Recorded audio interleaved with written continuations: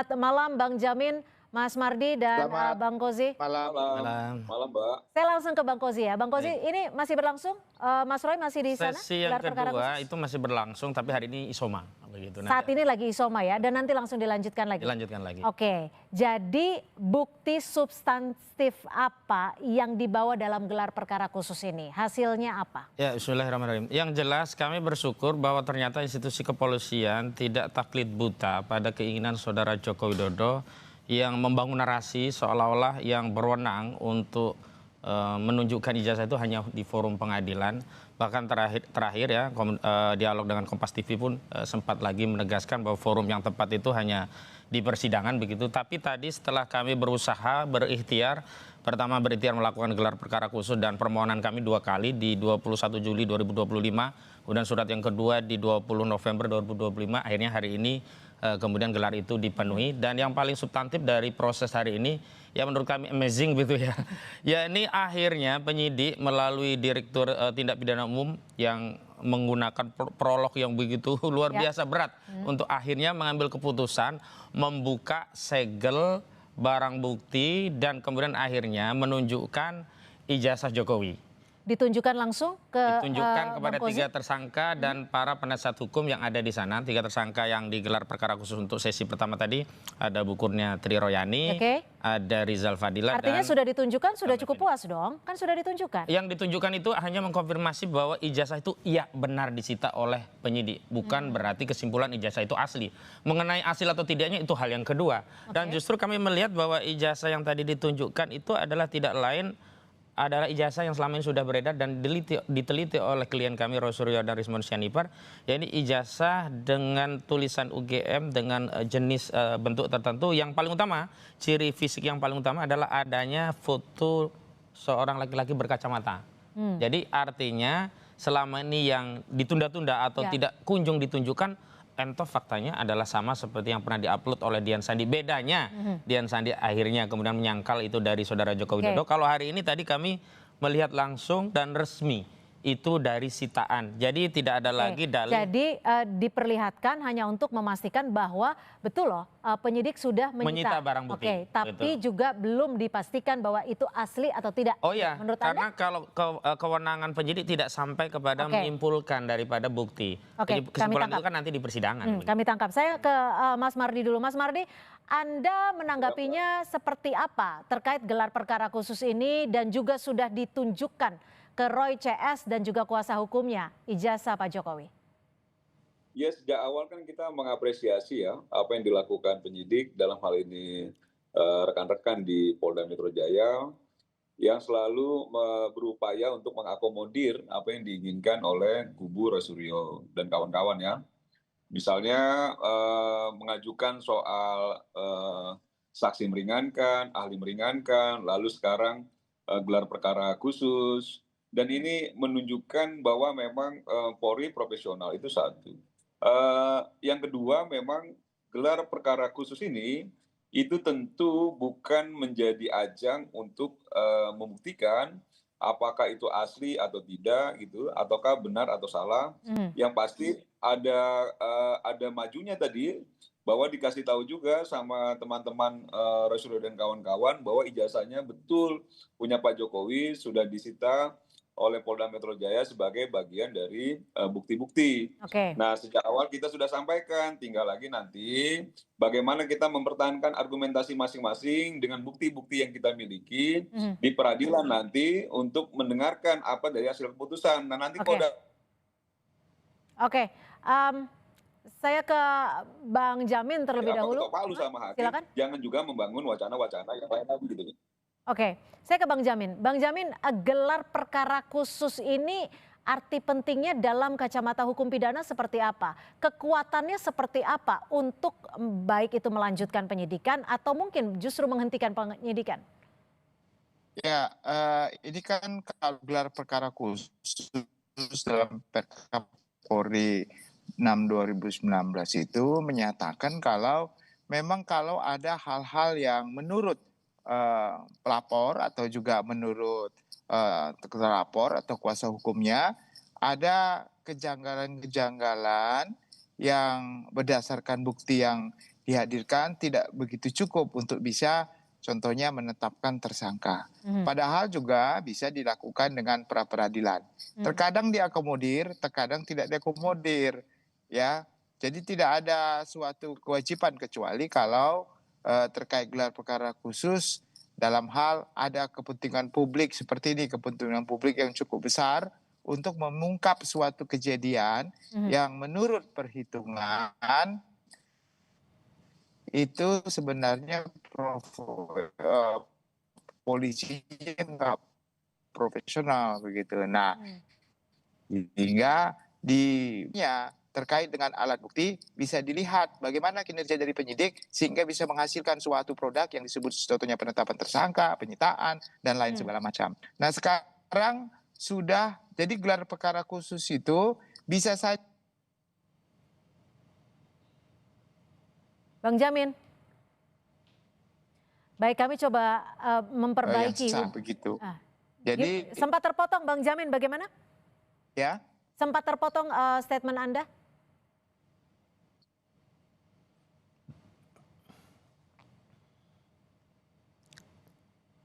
Baik, kami coba memperbaiki sambungan audio dengan Bang Jamin Ginting.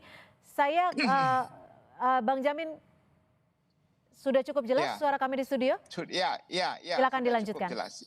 Ya, jadi gelar perkara khusus ini bisa juga untuk tidak melanjutkan, tapi sifatnya rekomendasi, ya, rekomendasi dari peserta gelar. Karena di peserta gelar itu kan ada juga bidang propam, ada juga bidang pengawasan atau atasan daripada penyidik. Jadi sifatnya sebenarnya rekomendasi. Nah, rekomendasi itu apa nantinya? Apakah dilanjutkan atau tidak dilanjutkan? Itu saja.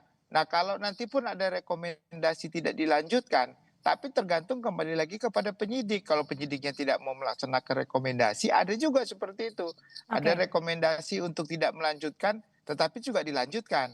Ada rekomendasi dilanjutkan, tapi nanti terakhirnya ada juga SP3. Jadi sebenarnya sepenuhnya itu kewenangan daripada penyidik, full kewenangan penyidik. Ini hanya sifatnya rekomendasi aja. Oke, jika sifatnya rekomendasi, Bang Kozi, Anda tadi sudah ditunjukkan ijazah Jokowi yang sempat disimpan oleh penyidik sebagai barang bukti.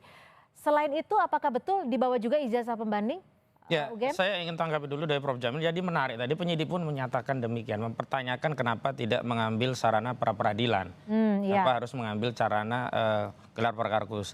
Jadi dua forum ini sebenarnya sama untuk mengevaluasi proses penyidikan, baik dengan pra peradilan ataupun dengan gelar perkara khusus.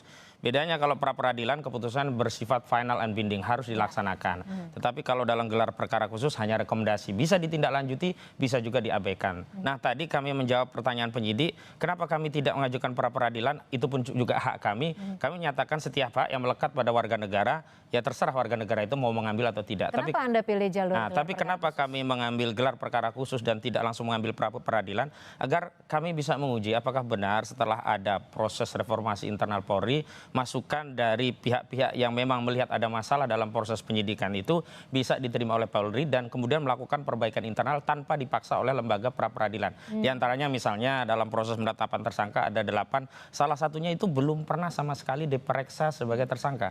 Padahal sudah jelas putusan Mahkamah Konstitusi mengamanatkan adanya pemeriksaan calon tersangka berkaitan dengan untuk membuktikan apa sih yang dimaksud dengan bukti permulaan yang cukup, apakah 2 alat bukti yang dimaksud. Nah, diantaranya harus ditegaskan dengan secara formil ya, dengan pemeriksaan calon tersangka. Dan ini ada 1 dari 8 calon tersangka belum diperiksa sama sekali, ujuk-ujuk diumumkan sebagai tersangka. Memang hanya 1, tapi ini kan 1 paket. Tentu cacatnya prosedur pada salah satu itu juga berdampak pada seluruh paket daripada penyelidikan dan penyidikan yang memang dikonsolidasi. Karena sebelumnya ini kan ada dari beberapa Polres, ada yang di Polda, kemudian dikonsolidasi di Polda. Karena itu kami hanya tinggal melihat nanti apakah kemudian lembaga kepolisian kita memang komitmen telah berani ya melakukan pembenahan internal dengan melakukan perbaikan tanpa harus dipaksa oleh lembaga pra peradilan, atau terpaksa kami harus menempuh lembaga pra peradilan, karena semuanya juga opsi yang bisa kita ambil kapanpun. Jadi setelah gelar perkara khusus ini dan bisa mungkin disimpulkan Anda cukup puas ya dengan apa yang sudah. Kalau dari sisi substansi belum, karena yang puas itu hanya ditunjukkan bukti. Tapi terhadap persoalan yang kami paparkan, misalnya ada penetapan tersangka yang belum diperiksa sama sekali tidak mampu dibantah oleh penyidik. Oke. Jadi ini fatal.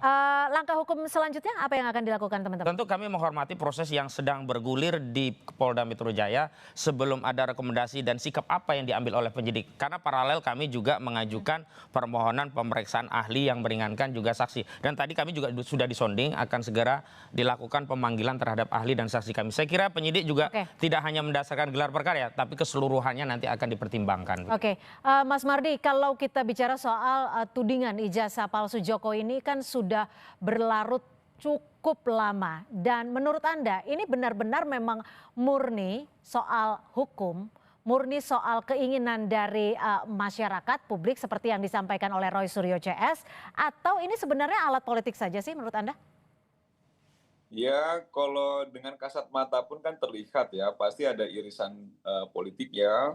Karena kasus ijazah yang berlarut-larut ya, sudah 8 bulan lebih bahkan kalau untuk yang Rosuryo dan kawan-kawan ini pasti terlihat sekali orkestrasi politik, bahwa banyak juga memang orang ikut main dalam genderangnya persoalan tudingan ijazah palsu.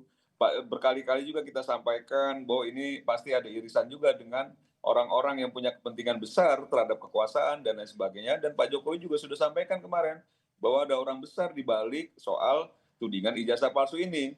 Kan kita tahu bahwa dalam kontestasi 2024 pasti tidak lepas dari soal itu. Bahwa banyak orang kecewa Pak Jokowi akhirnya mengalihkan dukungannya kepada Pak Prabowo, dan di situ ada anaknya yang menjadi wakil presiden, tentu bisa membuat orang menjadi kecewa dan sakit hati. Dan upaya-upaya apapun untuk mendowngrade, mendegradasi popularitas, elektabilitas Pak Jokowi ataupun Mas Gibran dan lain sebagainya pasti dilakukan, yang itu ujung-ujungnya pasti kepentingan politik kekuasaan.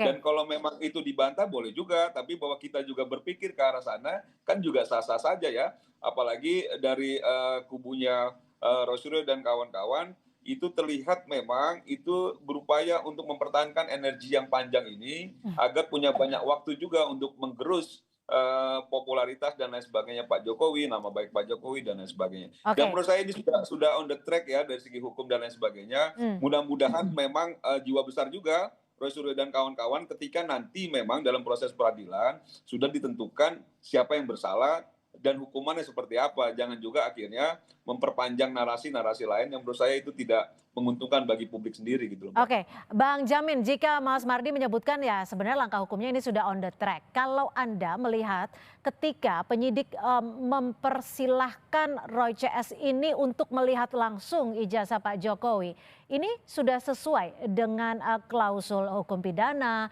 dan sejauh mana sebenarnya ini bisa mengungkap kasus tudingan ijazah palsu ini? Ya, tentu kalau kita kaitkan dengan acara hari ini terkait gelar perkara khusus, yang dipertanyakan adalah penyidik. Apa dasar penyidik untuk menetapkan tersangka? Buktinya apa? Nah, itulah yang dipersoalkan. Dan apakah penerapan pasal yang dimasukkan dalam surat tersangkaan ini benar nggak? Nah, itu yang akan diperiksa oleh pihak eksternal, bukan hanya penyidik dan atasannya. Karena ada pengaduan dari terlapor. Nah, setelah hari ini ditunjukkan bahwa kami penyidik, kami melakukan penetapan tersangka berdasarkan bukti ini buktinya, ini aslinya. Nah, begitulah. Nah, setelah ini baru ya udah, baru tinggal tindak lanjutnya. Nah, setelah ini kalaupun contohnya masih belum puas, tadi ada yang diberikan hak untuk mengajukan pra peradilan. Mungkin dalam proses gelar perkara tadi ada hal-hal yang menurut para tersangka ini menyatakan tidak sah itu sebagai suatu alat bukti, dan nanti diuji lagi dalam pra peradilan. Nah, memang itulah agak perjalanan panjangnya kalau memang mau dilakukan begitu. Tapi kalau terkait dengan terbukti pasalnya dengan perbuatan, tentu di pokok perkara nanti di pengadilan negeri lah yang akan memeriksa begitu. Oke, jadi ini bicara lagi soal bagaimana Roy Suryo CS ditetapkan sebagai tersangka. Apakah menurut Anda sendiri sudah sesuai on the track penetapannya, pasal-pasalnya tadi disebutkan juga? Tadi kami sudah sampaikan ada 3 pisau analisis yang kami sampaikan dalam proses gelar perkara untuk melihat apakah proses penyidikan ini sudah on the track atau menyimpang. Pertama aspek kewenangan, kedua aspek proses dan prosedur, ketiga aspek substansi. Dan substansi yang paling penting adalah ijazah, dan tadi ada ombudsman yang kemudian meminta atau memberi saran agar ditunjukkan. Tadinya kuasa hukum Jokowi juga nggak mau, nanti akan ada cewek seperti yang dulu kan kira-kira. Oke. Tapi akhirnya juga ditunjukkan. Nah, terkait pasal-pasal kami sudah persoalkan. Tapi selengkapnya saya coba mengupas lebih dalam lagi apakah memang benar-benar sudah on the track, termasuk seperti yang klausul Anda sebutkan tadi, tapi usai jeda. Tetap bersama kami di Sapa Indonesia Malam. Kita masih akan membahasnya soal gelar perkara khusus yang hari ini digelar di Mapolda Metro Jaya. Bang Kozi, tadi prosesnya itu sebenarnya berlangsungnya seperti apa? Kalau memang ditunjukkan ijazah Jokowi, proses penunjukannya seperti apa? Sempat ada keberatan kah? Atau iya, semuanya penunjukan itu kan di ujung ya. Karena sebelumnya kita bahas tentang gelar perkaranya ya. Aspek prosedur, aspek kewenangan, aspek substansi. Misalnya dalam aspek kewenangan kami tidak mempersoalkan bahwa kewenangan penyidik untuk menetapkan tersangka. Tetapi apakah tahapan prosesnya sudah melalui tahapan yang diatur dalam KUHAP dan peraturan perundangan yang lain. Nah, di antaranya tadi masalah tersangka. Kemudian secara substansi misalkan pasal 160 kan kami sudah sampaikan menurut putusan MK itu harus ada akibat yang sifatnya material, delik material. Deskripsinya apa, akibatnya apa terhadap hasutan. Karena ini klaster pertama hasutan 160. Itu juga tidak bisa dijelaskan secara substansi apa yang menjadi soal. Kemudian kita juga mempermasalahkan soal delik-delik yang sebenarnya ini berbeda ya. Ada delik aduan, ada delik umum. Kenapa dijadikan satu? Apa tujuannya? Itu juga tidak bisa dijawab oleh penyidik. Nah, di ujung ketika bicara soal permintaan kami, sebenarnya kubu Joko Widodo, tadi saya mendengar, bukan mendengar ya, memang hadir di situ Yakub Hasibuan berkeberatan untuk ditunjukkan ijazah itu. Oh, jadi dari kuasa hukum Pak Jokowi tidak mau sebenarnya? Keberatan. Tapi ada penengah dari ombudsman yang akhirnya memberikan masukan agar sebaiknya ijazah ini dihadirkan dan ditunjukkan. Tidak dalam konteks untuk menilai apakah ini asli atau tidak, tapi untuk membuktikan bahwa benar ijazah ini sudah disita oleh penyidik. Karena sebelumnya kan simpang siur, apakah masih di tangan Jokowi atau sudah di tangan penyidik. Kalau di tangan penyidik, kenapa Jokowi katanya akan sampaikan nanti di persidangan masih dipegang? Kalau masih di tangan penyidik, kenapa ada relawan Jokowi, Budi Aris Setiaji menyatakan tadi, itu?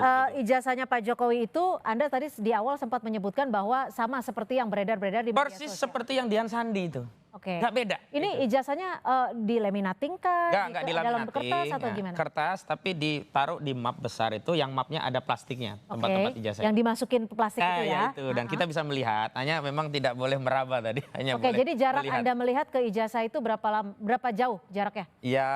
Ya, seginilah. Nah, segini. Karena kami juga diminta untuk agar lebih dekat lagi, agar memastikan bahwa ijazah itu benar-benar sudah kami lihat. Saya yang agak mendekat itu untuk memastikan apakah foto itu sama dengan yang beredar. Ternyata bukan hanya foto, yang lainnya pun sama seperti yang ada di Dian Sandi. Diperlihatkan juga tidak pembanding? Nah, itu pembandingnya kan ada 13 dokumen. Tadi penyidik tidak berani untuk membuka segel karena ada dua pertimbangan. Pertama, pemegangnya tidak mengizinkan, karena tidak bisa diminta izin. Kedua, tidak ada kuasa dari para pemegang itu. Ijazah. Artinya kami juga belum punya keyakinan apakah pembandingnya itu yang dikatakan sebagai identik sama, dan kemudian apakah pembandingnya juga asli sehingga identiknya satu pembanding dengan ijazah Jokowi itu bisa disimpulkan sebagai asli. Karena kita juga belum masuk ke sana. Saya ke Mas Mardi. Mas Mardi, disebutkan tadi ini berdasarkan Bang Kozi ya, bahwa kuasa hukum Pak Jokowi sempat keberatan. Ini benar seperti ini? Ya, sebenarnya kan sejak awal memang kuasa hukum maupun Pak Jokowi itu bersepakat untuk memperlihatkan itu dalam proses persidangan nanti ya, proses peradilan. Ada pertimbangan-pertimbangan tertentu dalam gelar khusus ini, gelar perkara khusus ini, saya rasa baik-baik aja, karena selama ini kan juga ketika kami menyampaikan bahwa ijazah itu sudah disita oleh penyidik Polda Metro Jaya sebagai bagian dari bukti-bukti dalam proses hukumnya, tudingan ijazah palsu ini, Prof. Suryo dan kawan-kawan kan selalu menyampaikan bahwa nggak ada itu. Dan sekarang disampaikan oleh penyidik, diperlihatkan. Nah, ini perdebatannya kan bukan soal bahwa itu akhirnya asli atau palsu dulu ya, bahwa ijazah yang kita sampaikan bahwa sudah berada di bawah kendali, di tangan penyidik, itu akhirnya terbukti pada hari ini disampaikan oleh penyidik bahwa ini loh ijazahnya, kan begitu ya. Nah, bahwa nanti akan ada proses berikutnya dalam pembuktian dan sebagainya itu soal lain. Maksud saya begini, bahwa polisi berupaya keras ya untuk selalu mengakomodir ruang-ruang hak hukum yang dimiliki oleh Rasulullah dan kawan-kawan, sehingga tidak ada lagi tudingan seolah-olah bahwa kepolisian ini itu lebih pro ke Pak Jokowi atau masuk angin dan lain sebagainya. Makanya tadi harapan saya begini, kalau memang ini pada titiknya nanti masuk proses peradilan, Ya. sidang, sudah melakukan pertarungan secara bukti dan lain sebagainya dan sudah diputuskan oleh pengadilan melalui hakim, ya diterima juga dengan jiwa besar apapun hasilnya itu gitu loh. Jangan juga akhirnya menuding hal-hal yang menurut saya semua instansi sudah berupaya semaksimal mungkin agar ruang untuk mendiskreditkan bahwa ini tidak profesional itu tertutup gitu loh. Jadi artinya menurut Anda sebenarnya sudah mengakomodir semua keinginan dari pihak Roy Suryo dan teman-teman seperti itu ya?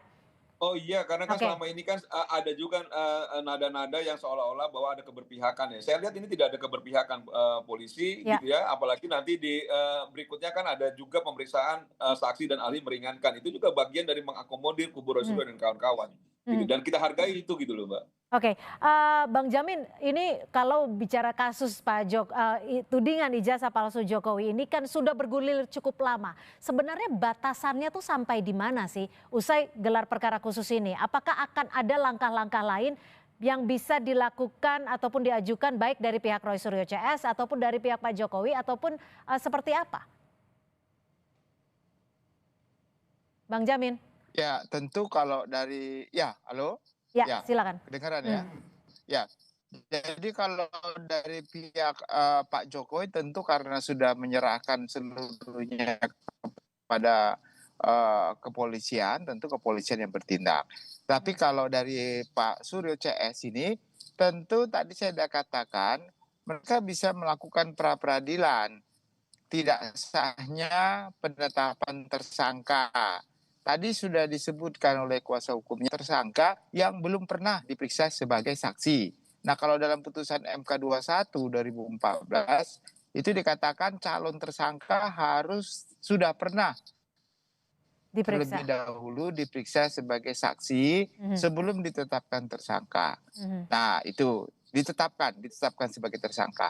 Ya, jadi itu yang menjadi dasar kemungkinannya ya menurut perhitungan saya ada proses pra peradilan kalau memang ini merupakan hak yang harus digunakan begitu. Tetapi kalau dalam proses hukum acara pidana tersangka yang tidak ditahan memang tidak ada jangka waktu yang ditetapkan oleh undang-undang berapa lama supaya berkasnya bisa dinaikkan ke penuntutan atau P21 begitu sepanjang memang sudah cukup bukti.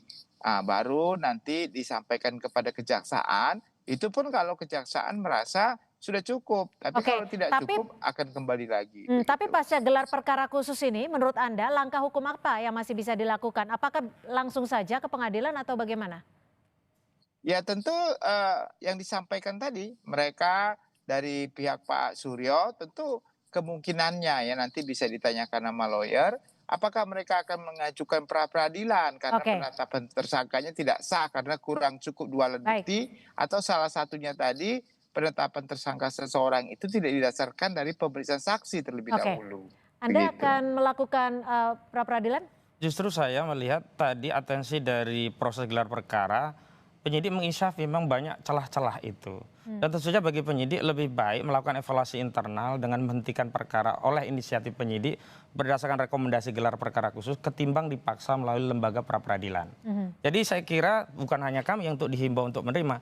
Jadi seluruh masyarakat kubu Jokowi juga harus menerima jika pada akhirnya gelar perkara khusus ini berujung rekomendasi untuk penghentian kasus karena ada proses-prosedur yang tidak terpenuhi dan kemudian itu ditindaklanjuti oleh penyidik dengan mengeluarkan surat perintah penghentian penyidikan. Itu biasa saja dalam proses penyidikan dihentikan di tengah jalan gitu. Apalagi substansi persoalan yang kami sampaikan dalam forum tadi itu tidak dijawab. Kenapa? Karena memang tidak ada deskripsi dan tidak pernah bisa dibantah.